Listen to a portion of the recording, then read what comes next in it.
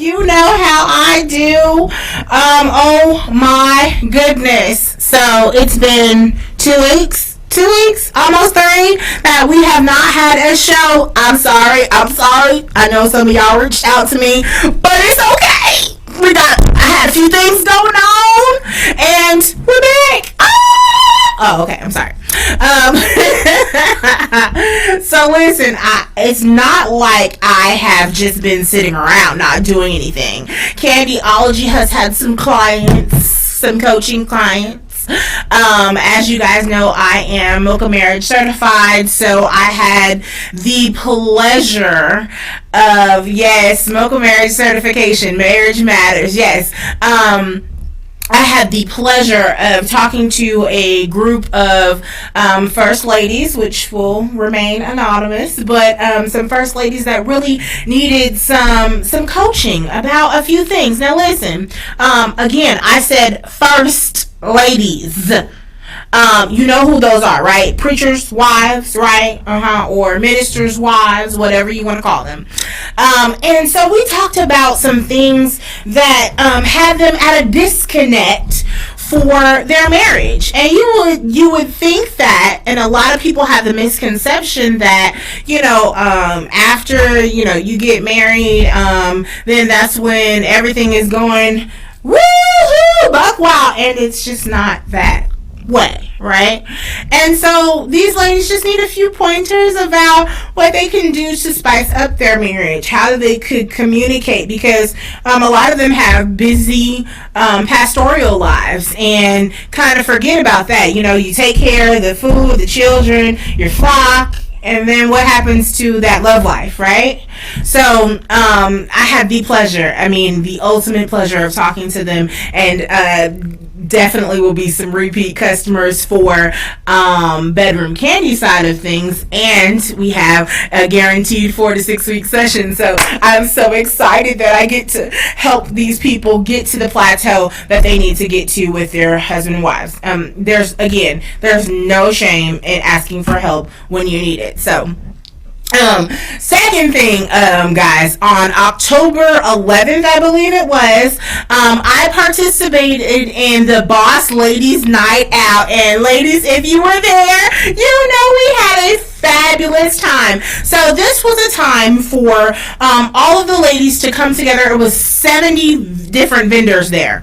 Let me say that again. 70 different vendors there, all guaranteed for different walks of life, health and wellness. We had Mary Kay, we had a massage therapist, we had people doing body contouring, we had vegan cakes, there was so much going on, and it wasn't just for the ladies. We had a few men show up too, but I think mostly they were the husbands and the boyfriends of the ones that were vending the event. But we had a lot of ladies come through. There's another event that's happening November 16th, and so if you need to do some shopping, yes, Super Self-Care Power Summit.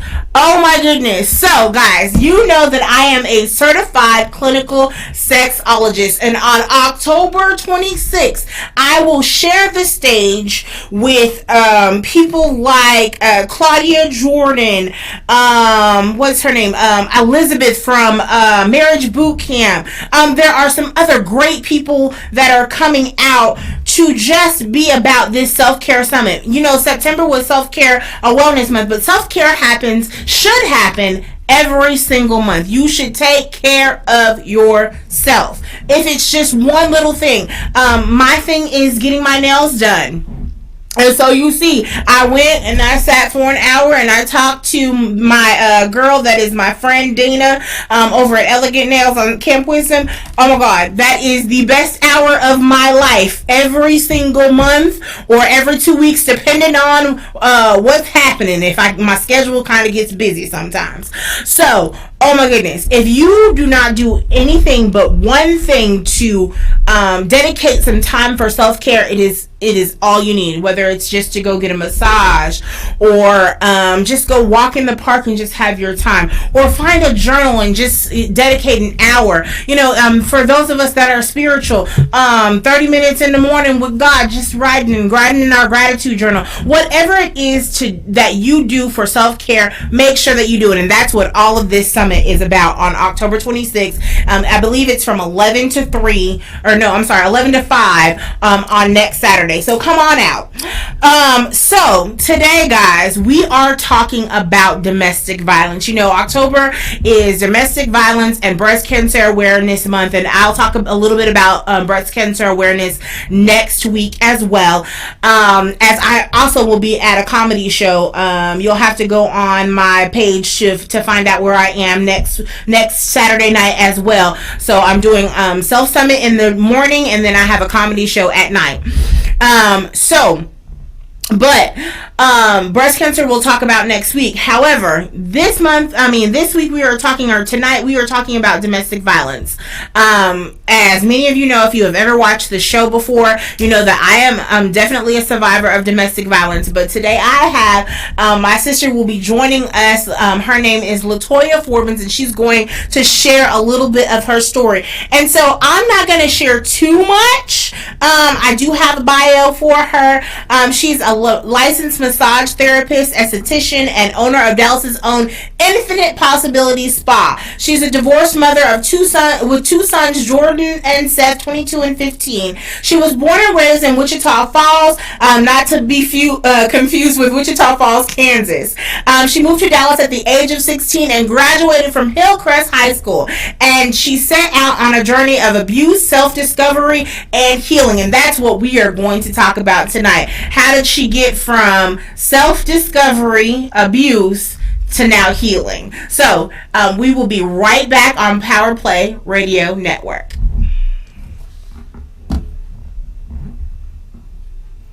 Memory. We are sure that you'll find something that fits your fancy at affordable prices. We offer pony rides, face painting, balloon twisting, and trackless trains, characters, and so much more. Need a bundle deal? No problem. Give us a call today at 877-PARTY07. Reserve 24 hours a day online, or give us a call 9 a.m. to 9 p.m. daily.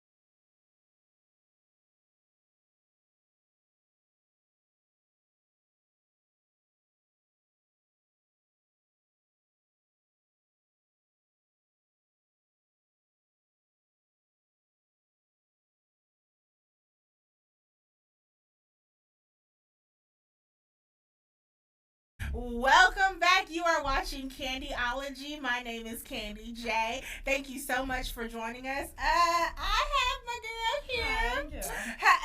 Tell them who you are, Chaz. Tell them who they are. I'm LaToya, Forbins. And as y'all know, I said a little bit of something about her today, but we're going to get into it in just a minute. Okay. But I want to tell y'all this statistic real quick. Every 9 seconds, a woman is a victim of domestic violence. Every 9 seconds, there is a woman who is a victim of domestic violence. What do you feel about that? You know, I believe the statistics are actually higher than what we really have data for. It's interesting because I was watching a TED Talk earlier today, and it was talking about sexual abuse. 51% of women are victims of are sexual abuse, and 54% of men are victims, or boys rather, and then 51% of girls. But we know that victims really don't always tell. So we're talking about the ones who do tell. Right. We don't know about the ones who don't tell. So who don't talk about it. And so, you know, even the statistics of leaving a domestic abusive relationship, those are just astronomical. I don't know the statistics of that, but I do know that it takes at least 7 times for a woman to actually leave an abusive relationship. And I can testify to the many times that I broke up with my abuser and went back, and people to say, it don't take all of that. But you don't understand the mindset. They don't understand. That's why we're having this show today. Yeah, they don't understand the mindset of an abuser. They don't understand the mindset of a victim. And they don't know what it takes for someone to unwrap themselves in the claws of somebody who preys on your vulnerabilities and your weaknesses. It's funny that you mentioned that because one of my very closest friends just had her own situation, right? And so we were talking about how going back to my own situation and what all of our closest friends were saying. Oh yeah. Oh, go call 911. You gotta make sure that they go to the police. You gotta charge them with assault. You gotta make sure that you never go back, and all this, that, and the third. And it's amazing how now her mindset has changed because she actually went through something very similar. It's very different. What is you? It's very different. So did you have people in your life at the time? We're gonna get to your story in a second. But did you have people in your life at the time that was telling you? Absolutely. My family were very involved in this situation. Everybody in my family knew and just saw me spiral in this relationship and just lose myself completely in this relationship. So they were aware, and they did everything that they knew to do. They did everything that they knew to do, whether it be letting me stay the night or, running interference as best as they could, telling me all the things, you need to leave him alone, why don't you, leave him alone, this, that, and the other. And it was something in me. I had, in my last time leaving, I had to really take a look at me and say, why do I keep going? Why do I keep accepting this behavior? And so that has now become my mission to help women who have left to continue to stay free, because it's easier said than done to get free, but it's harder to stay free, because even though you may leave that one abuser, it's so easy to go back into an abusive relationship. So that's the point where I'm like, we got to stop this. We got to nip it in the bud. And we're going to talk about that in a minute. So tell us the story. How did you meet this person? Oh, my goodness. It's interesting because I was just sharing this with my 22-year-old son this morning. Because my understanding now of why I was in this relationship was because I didn't have healthy boundaries. I didn't have the understanding to have healthy relationships across the board. So what do you mean by healthy boundaries? So boundaries, boundaries are the things that you put in place. And I heard you talking about self-care. And those things. And so I'm definitely an advocate of self-care, being a massage therapist and esthetician. I'm in the health and wellness industry.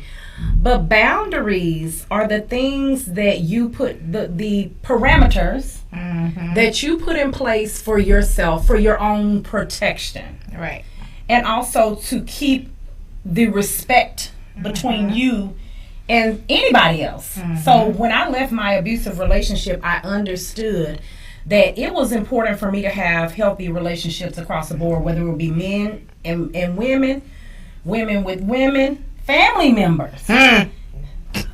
Hallelujah. Oh. Healthy boundaries with family members. Because family members can be, I wouldn't say intentionally abusive, but they can overstep those boundaries when it comes to your personal space, your personal life, your personal destiny, things that you have going on. I've been that way as well, so I had to identify the areas where I've also overstepped boundaries or, not been aware of my pulling on someone else, not considering what they may have going on or whatever the case may be. But just being a lot more conscientious of, am I asking more of this person than I'm willing to give? Another thing we'll touch on in a second. But how did you meet him? So anyway, as I was saying, I was telling my son this story this morning. So I was 22 years old. So my son is 22 right now. just turned 22 last month. Oh. So he's still a baby, especially considering where I was at 22. But I was actually further along mentally than where he was at 22. So I actually had been dating a gentleman at that time when I was 22 for about 5 months. Had been dating him exclusively for about 5 months. And older gentleman, very, very nice to me, good to me. There were no much older. He was okay. So I was 22. He was maybe 30. Okay. So 8 years. That's about 8 years. Yeah, 8 years. So yeah, he was much older, but he also had been married. He had children. He had 3 children. I met his children. We went on dates with him and his children. But anyway, that's neither here nor there. What I discovered is I didn't know how to ask for what I wanted in that relationship. I wasn't mature enough to ask for what I wanted. And because I wasn't mature enough to ask for what I wanted, I didn't know how to tell him, what are we doing? Where are we going? Because out of fear of being rejected by him. So what I did is I broke it off with him. Yeah, broke my own heart. So I broke it off with him to keep from having that conversation with him because I didn't want to have the conversation. So anyway, broke it off with him. But in that, I knew there was something that I needed to discover. I said, you know what? I need to take 6 months and not date. I done been through all of these different relationships with men. I need to just not date. I need to take 6 months to just take time for myself, figure me out, find out what I want, and just do some soul searching. Child, it wasn't even 2 months before this man came into my life. And I told a friend, don't let me date for 6 months. Don't let me date. I need to take some time out and be by myself. So your accountability person wasn't on her job. And you know what? I don't even know. And at that time, I didn't know anything about accountability. I didn't know anything about accountability. I didn't even think she knew that she was assigned. You know what I mean? I don't think she was on assignment. Yeah, she didn't know she was on assignment. I just said, girl, don't let me date for 6 months. I need, some time. And I just was saying that in passing, but I don't think she took it as a situation where she needed to be like, girl, no. Listen, you said, no, let me tell you, you need to do this work. I didn't even know what work was, and I didn't even do. Even in saying that, I didn't have the tools necessary to get me from where I was to where this idea of where I wanted to be. Had no idea how to get there. You know, so he came into my life and didn't have the. He got my number, and I think he called me 2 months later. That should have been a red flag, but see, I didn't know anything about red flags or anything. You know what I mean? 2 months later, yeah. I met him at the mall. Met him at North Park. He was shopping. He was shopping for his mother. I was working in I was working in a Bath and Body store where we sold body products, and he was shopping for his mother. Girl, child, look, hindsight being 2020, he wasn't looking for a thing for his mother. Okay. But he was in there trying to scope, so that praying. And I gave him my number, and it began there. But our first date, after 2 months later, the abuse started right away. What type of abuse? So, because there are so many types of abuse, and I want to make sure that people are aware of this. Oh, absolutely. Got it. The grooming process kind of started with that 2 months of not, you know what I mean? That's a boundary, right? I didn't know if somebody get your number and they don't call you for 2 months, they dismissed. They need to be dismissed, because what I have discovered is men make time for what they want. They do. I know that now. Hindsight being 2020. But yes, he called me 2 months later. We went on a date. We went to a poetry location, and that was my self-care. That's what I love to do. That's something that I enjoy. That's a hobby of mine, is listening to spoken word. And I write too. Oh, awesome. So listen, and I wrote a little bit during that time, but listening to spoken word, my ex-boyfriend prior to him was actually a slam poet. So, I was kind of like in that world. So that was just kind of what I did for, extracurricular activity. So we went to a poetry venue. He was aware of it, but it wasn't something he wanted to do, because he didn't want to be around other men that would be kind of competition, in that sense. So in walks my ex, because he's going to perform that night. And we just had an exchange. Hey, how you doing? He came in. He's mature. And it wasn't like we had a bad breakup, so there wasn't any animosity. So it was just, hey, how you doing? And crossing paths. Immediately, this man pulls my hair and said, "Don't you ever do that again." And that was the start. So he pulled your hair. He pulled my hair from the back. I had a really big afro, but he pulled my hair from the back and told me don't. And it was very discreetly too, but it was enough that I knew to not do that. See, those are fighting words for me. I really was taken aback. Oh no. Yeah, I was taken aback. No. But so, what was the conversation like after that? The conversation was that I was being disrespectful. This is on the first date, y'all. Yeah, on the first date. I was being disrespectful. You don't ever talk to other men in front of another man. And see, I had never heard or, thought that there was any issue with that, But, later on, there was this process of him telling me not to even talk to other men or have relationships with other men. There was just a whole grooming that happened. Yeah. It's hard to think that it jumped from us talking on the phone and then that happening on a first date and it kind of escalating from there, but that's exactly what happened.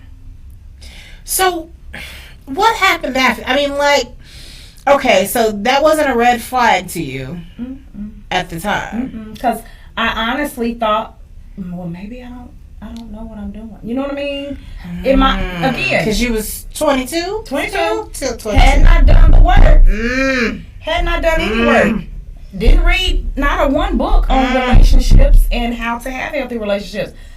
Mind you, I didn't have my father in my life on a consistent basis. He was in my life, but he wasn't teaching me about male-female dynamics and how that looks. How the interaction looks and how they, I didn't have that. Not even on my mother with her significant others. There was just a lot of dysfunctional, seeing things, from a dysfunctional perspective. So I had nothing to go off of. Hold that thought. Yes. We'll be right back on Power Play Radio Network to finish this conversation. Here at Parties to You Texas, we specialize in creating not just an event, but a lasting memory. We are sure that you'll find something that fits your fancy at affordable prices. We offer pony rides, face painting, balloon twisting, and trackless trains, characters, and so much more. Need a bundle deal? No problem. Give us a call today at 877-PARTY07. Reserve 24 hours a day online or give us a call 9 a.m. to 9 p.m. daily.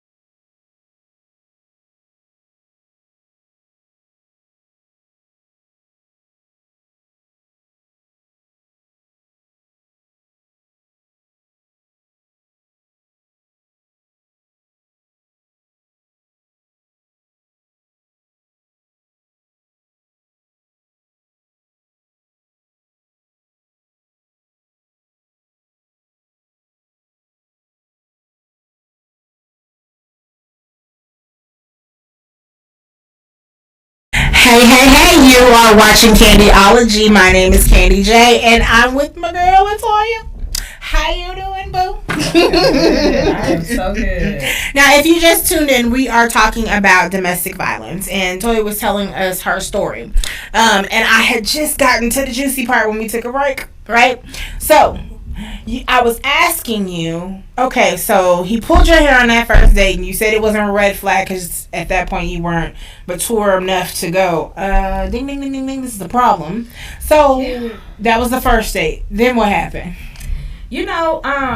So coming from having all these different boyfriends and intimate partners, so that's my lifestyle before him. So thinking that, okay, well, maybe this is him showing his concern, you know what I mean? Trying to help me to become the woman that I want to be. I'm ready to settle down, and maybe he knows something, again, because he's older too. The other gentleman was 30, and he was 29, I think. So just thinking that they're older, they know more than what I know. Thinking that, at 22, not thinking, what are you doing with a 22-year-old? Or, what is your motive? But not thinking anything like that. Right. So, it of course became sexual quickly, because that's another way that they seduce you into this relationship, is through sex, through intimacy. So that was always the thing that that he would use as a tool to get me to surrender to what he wanted to do. Yeah. I don't like that. Through sex. So that was another thing that he used, as a way to dominate me, if that makes sense. Mm-hmm. Makes sense. I didn't think anything of that then. Hindsight being 2020, as it always is, he utilized that as a way to get me attached to him. Mm-hmm. Because women, we are very emotionally driven when it comes to sex and intimate partners. I don't care what nobody say. We are receivers. So once we connect with somebody sexually, we become one with that person. Mm-hmm. And for me, I had gone through sexual abuse, but I also had gone through a season of my life where I was like, I'm not trying to sleep around with multiple men. I'm going to sleep, with the one person that I'm with. So with me being in that sexual relationship with him, I automatically bonded with him. Mm-hmm. So trauma bonding started to form. Stockholm syndrome. Your abuser becomes the one that you start to sympathize for them. Mm-hmm. You and they start to share things with you that gain your sympathy for them. Mm-hmm. Not thinking about, okay, you sitting up here telling me about your woes, but yet you causing me pain. You're causing me woes. So we went from him pulling your hair to then sexual trauma. Mm-hmm. Well, not sexual, just sexual manipulation. Sexual manipulation, absolutely. So was he also verbally abusive? Yes. So So the verbal abuse was more it was more psychological than anything.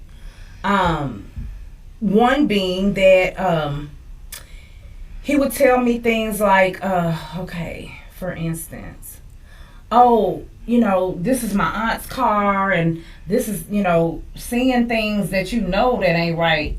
This is another woman that you're with. Mm-hmm. You're living with another woman. He was living with another woman and really doing the same thing to her.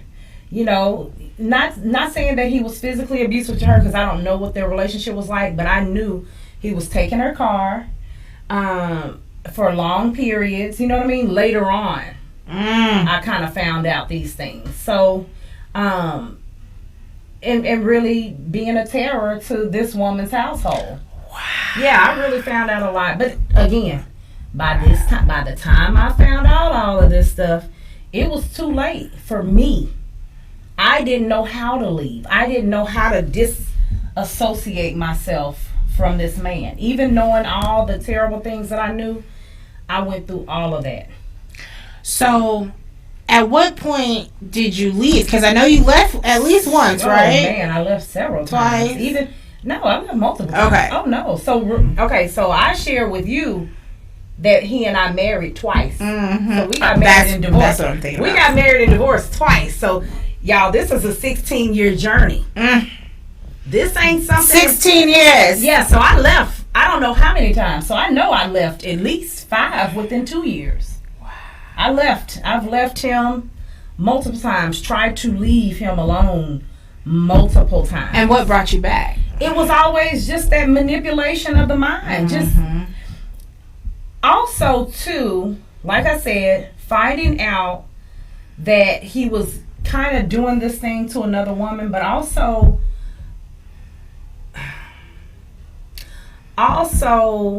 again, hindsight being 2020, understanding that he had the mindset of a pimp. So, like, my mom had to tell me that, but yet she told me that, but she didn't give me any legs to put up under it so I could be like, oh, okay, well then this is something that I really need help from, to go seek help. It was just more, you need to leave leave him alone, stop calling him, stop accepting him. But how do I leave? How do I do that? Right. Because he's in my head. By this time, he is in my head. Yeah, he done already been in my head, already in my pants. He's already in who I am as a person now. So going back and thinking about at that time, what at this age now and all of that you've gone through, what would you have told yourself back then if you were a friend or family member to yourself? So this is why the conversation with my 22-year-old son was sparked this morning, because I was like, my 22-year-old son, he's gay. He went on a date yesterday. And so I'm sitting up here, red flags already going off in mama head, because I'm like, I don't care if you're gay or straight. I need to know who this person is, what they about, what they want with you, what they want, what's their intention.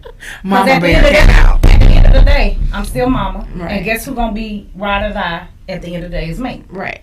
So I'm thinking, okay, XYZ happened. Okay, so what's me asking the questions, and I'm like, okay, you're not in a place where you're ready to date because you're not whole for yourself. You don't even have your own self-worth intact. Let's work on some things. We got things we need to work on, and you can't do that if you haven't done any of the work. So I didn't read your whole bio, right? No worries. No worries. And so, I mean, on the show, but I've read it. And one of the things that you talked about was self-worth. Yes. So is that something that you would have instilled in yourself at that time? Absolutely. I again, my mission right now is to deal with women who have left their abusive relationships, but to kind of, because a lot of times we will go to counseling. We'll do some counseling. We'll go through the domestic violence shelters and what have you. But then after maybe a year, maybe 6 months, you're kind of left to your own devices. My mission is to kind of be that aftercare. Right. Because there needs to be some ongoing check-in points. Is that what your self-care project Absolutely. is about? It's called Self-Love Through Self-Care Project. And so we're basically wanting women who've been, like me, who've repeatedly, and there's something that happens to your self-esteem when your self-esteem, every time you go back, you lose more of yourself. You gotta gather yourself. You gotta pick up the pieces of who you are and rediscover who you are, or discover who you are, because sometimes we've never known who we were. Because abuse started so early, not just with that relationship. People have had sexual traumas as children, so that carries over into male-female relationships, and it just continues. Right. And so until we discover our value and our worth, and understand how loving yourself is so important, you're gonna always be in an abusive situation, whether you're the abuser or they're the abuser. Somebody's gonna be abused in this relationship when there's not two healthy people. And one thing that I think about that comes up all the time when I talk to people, it's about healthy relationships. Absolutely. And people think that healthy relationships mean, we're never gonna argue. Everything is flowers and trees and roses and everything. But no. There is a thing called healthy debate, healthy conflict. And it's something. Conflict resolution. There you go. Conflict resolution. It's something that I teach in my classes as well. But the thing I think about is when you're talking about being a healthy and a whole person in a relationship, there are so many things that play into that with that healthy conflict, right? So healthy conflict is about knowing how to communicate. Absolutely. And not only knowing how to communicate, but comprehending what you are communicating and what you are receiving as Effective communication. Effective communication. Because we communicate, okay? We communicate a lot of things. But is it effective? Are you getting what it is that you... Because you can stonewall somebody by not answering a phone call because you're communicating to them that you're not wanting to talk to them, but you're not communicating to them what the real verbalizing issue to them what the issue is, so that they can know what to do or not to do going forward. You don't give them the opportunity to make adjustments if an adjustment is needed, or if an adjustment is warranted for that particular situation. And so we have to understand that just because you and I know how to put words together and string them in a sentence, that doesn't always know that you know how to communicate with people. Exactly. One of the things that I talk about is love languages as well, and I won't dive into that today. It's real deep. I need to have a show just dedicated to that, because some people don't believe in it, but I definitely believe in it. Sure. But and when I think about the abuse side of things, when you have healthy conflict, you know that, okay, even though we're having this argument, it doesn't mean that you're going to hit me.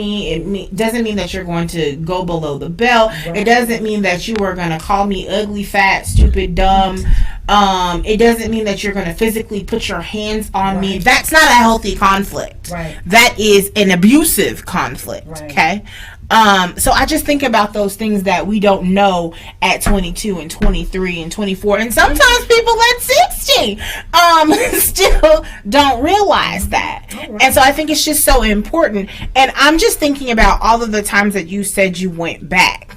Mm-hmm. And it was to me, it sounds like for one of those reasons, the self-worth, right? Oh, yeah. He had manipulated you into that. And there was no healthy conflict resolution skills going on at all. Oh, no, not at all. Do you think, let me ask this question too. Do you think that he had any mental illness, or did he later on there was, later on we did discover that there was mental illness. Mm-hmm. He also dealt with his own PTSD and bipolar disorder. And so now, did his PTSD have to do with something that happened to him? Trauma. We're not talking about the war. No. That's why I wanted to make sure that this is what she's saying, guys. PTSD does not have to do with war. Okay, PTSD could be from a sexual childhood trauma, abuse, any type of witnessing abusive situations in your home. So that was childhood trauma that he experienced, was witnessing childhood trauma in his home. And things of that nature, but I'm not going to go too much into his, thing. But that was an issue that I found out later on. But he didn't know his own mental health. He didn't have his own mental health in order to have a healthy relationship. Right. So, have you gone to therapy for all of these things? Oh, absolutely. Would you recommend therapy? Yes. And so that I say all of this about my son this morning because that is what I was trying to get my son. I was advocating for him. Nobody told me to go to therapy when I was 22 because of things that I had gone through when I was younger or experiencing in this relationship. Nobody told me to go to therapy. Do you think that you being susceptible to this abusive relationship stemmed from other things that happened to you beforehand? Absolutely. Looking back over my life, I was actually a walking statistic, ready for all the things. I actually used to be a dancer. I was a dancer. So she was out there living her best. Stripping? Yes, living your best life. Living my best life. Living my best life on the pole. But pole ministry was not my ministry. It was not my ministry. The Lord delivered me quick. But that is a part of my journey because of the low self-esteem, sexual abuse early. And looking for love in all the wrong places as a teenage girl, not having a good relationship with my own father. Always looking for that type of attention and that type of love and that type of validation. And so that is why it is my deepest desire that my son, number one, gets the help that he needs because of some things that he's experienced. Because even though he identifies with being gay, their community is just as volatile Mm-hmm. and abusive, and because it is such a hidden community, they're even more likely to not come out or tell. And so I'm aware of these things, and I'm trying to make him aware. You have to do the work. Right. Even though you have not been in an abusive relationship, you do not understand healthy relationships with even just your friends. Right. I've had to intervene with him on just his friendships and be like, that person right there, no, I don't like not them. for you. I'm gonna need you to disconnect from that person. And he saw it later and he realized it. Of course. But it did happen. And so my hope for him, and for me, as I continue to advocate for others, I'm advocating for him, because I'm like, I can't have you out here being victimized while I'm out here helping to save other people. And speaking of that, so I have a statistic here that says nearly 3 in 10 women, that's 29%, and 1 in 10 men in the U.S. have experienced rape, physical violence, or stalking by a partner, and reported a related impact on their functioning. So I think about what you just said. The sexual abuse or physical abuse that happened prior to then makes you susceptible to the abuse going forward, and then you got to think about what your son might have seen. Oh yeah, and I've asked him. So this is something else that I've asked him. You don't think seeing your mother being abused all this time, even if you didn't see him hit me, you witnessed me dwindle to And a it has person. a lot of impact on your psyche. I wasn't able to function as a mother. Like my what do they call it? Your instincts as a mother to protect.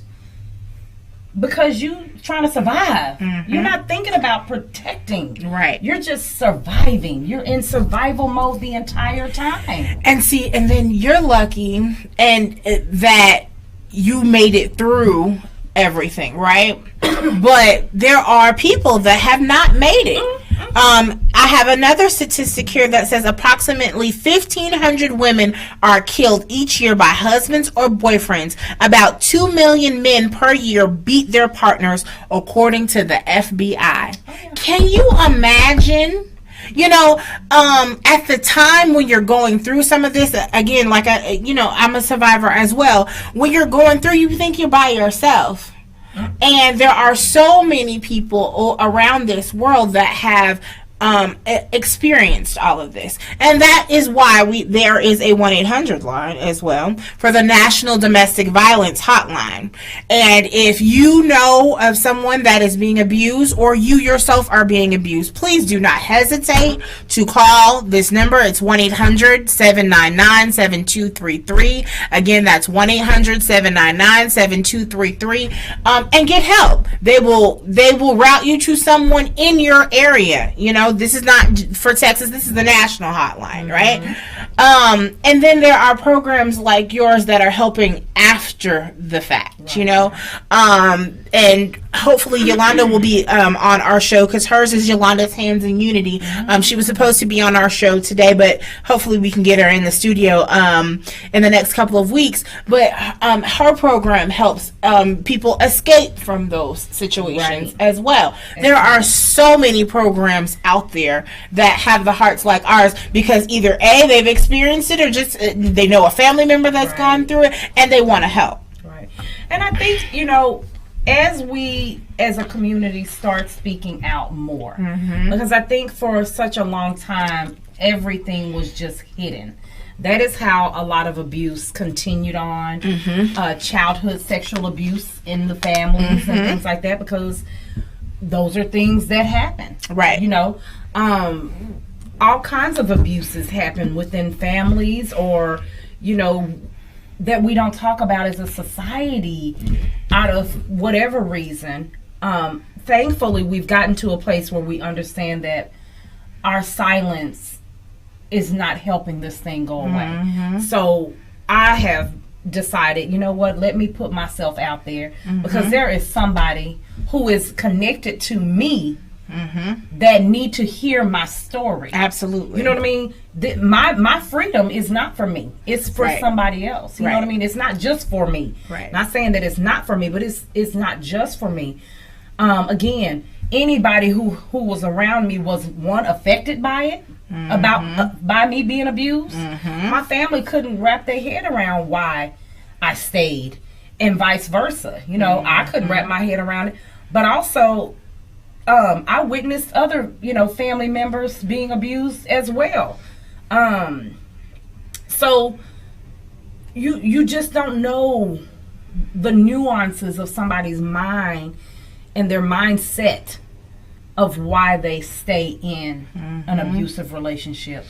And one thing, I think we only touched on it for 1 second, but abuse, domestic violence is not just about physical abuse.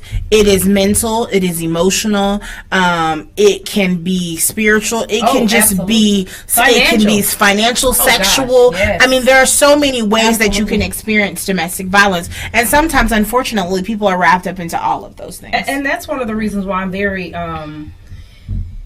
careful to distinguish domestic violence and domestic abuse, because even though domestic abuse is under the umbrella of domestic violence, people, when they hear domestic violence, they automatically think bruises and broken ribs and the worst that it could be, when domestic abuse can be just as subtle as somebody gaslighting you. Explain to the people what gaslighting is. So making you feel as if what they're doing is not affecting you. Making you feel like you're crazy and what you're thinking. I experienced that a lot. That's not happening. That's not happening. What are you talking That's not about? what happened.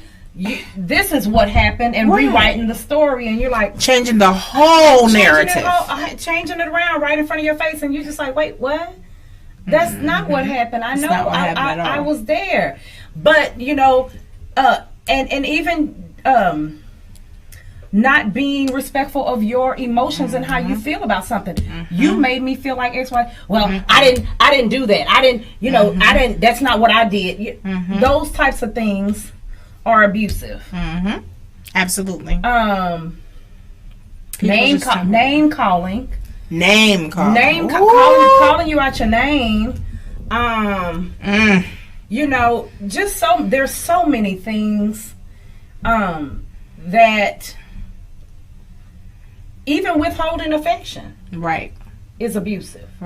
Telling you that they're going to do one thing and not doing it, or following through with what they say they're going to do, and then expecting you to take what it is that they do when they do it, the way they choose to do it, not respecting your time, just so many things. Those are things that I look at, and that's why I say healthy relationships across the board, because there are things that we allow intimate partners to do that we won't even let our girlfriends do or our guy friends do. Your friends say, I'm gonna be there at 3:00 and we're gonna go do XYZ, and they don't come until 7, and you still expecting me to baby, we're not going. I done took my whole bra off and got in bed. It's a wrap. We're not going nowhere. You know, but from a intimate partner, because we crave and desire their attention and their affection, we accept it. And I have been prone to that in my life, and I have decided, no, we're going to have healthy boundaries. We're going to have healthy relationships across the board. I will not tolerate certain things. I will not tolerate certain behaviors from people. You know what I mean? We have to start wrapping up. It's already been an hour. Wow. It's gone by so fast. Okay. So next week, listen guys, we are talking about from a sexless marriage to incredible sex to sex coaches. This is our story. And they are my BK sisters, Lisa and Lynette Viscardis. Oh my goodness. Wait till you guys hear their story. And as you can tell, they are part of the LGBTQ family, and we also get to talk a little bit about domestic violence as well. So it has been such a pleasure having you here. These are the local numbers for domestic violence help contacts. We have the Family Place, Genesis Women's Shelter and Support, Briders Tomorrow, National, and of course the National Domestic Violence Hotline. If you need anything, you can also reach Miss LaToya Forbins. Tell them how that they can reach you. Okay, well, find me on social media at Self Love Through Self Care Project. That is on Instagram and on Facebook. We do have a Twitter that we're trying to work on, but something happened with Twitter, but we'll get back there. We'll get there soon. And we're actually getting ready to start doing some tapings of some conversations with survivors and just how they've survived, so that we can have more survivors speaking out, because as I share my story, I become freer, and it also keeps me in the mindset of staying free. So helping others to let me know when you want me to come through. Yes. So our motto is get healed, filled, and free to help others get healed, filled, and free. So that is Self Love Through Self Care Project, and we're just wanting to let our voices be heard and create a platform where all victims, men and women. My son and my sister made me very aware that men are victims. Men are victims of abuse. They're just not as likely to report. And we want them to share, because we need other men to step forward. Like we're having men now, Common stepping forward. We have Charlemagne the God stepping forward, saying that he experienced sexual abuse. We have D.L. Hughley, I believe, also stepped forward. These men are actor too. I can't think his name. Terry Crews. We're having men now that are, removing the stigma of sexual abuse, and how it affected them, And so we're needing men to step up, and so I'm looking for men that want to share their testimony, want to share their story, not even just sexual, physical, emotional, any type of abuse. We want to talk about it. We want to shed light on it. Absolutely. And so this is also how they can reach my you. business. Yes. That's my business information. That's Infinite Possibility Spa is my business for massage, facials, and waxing, and all the spa services. But yes, you can definitely reach me, LaToya Forbins on Facebook. And I'm not on Instagram personally, but my businesses are on Instagram. Infinite Possibility Spa on Instagram, and Self Love Through Self Care Project on Instagram. And I'll also share it on the Candyology page. And again, you can reach Candyology on all things social media. Instagram, Facebook, and Twitter is all Candyology CS. Or you can go on YouTube and replay all of the wonderful shows at Candyology Radio. Type that in and I'll pop up. So listen, you can meet me at the Self-Care Summit on October 26th, or cracking jokes and making chuckles. Is that what he says? I can't think. On October 26th as well, that night. Catch me in those streets, or just hit me up in my DM. You have been watching Candyology, and I am now wishing you love-filled days and orgasmic nights. See you in the streets.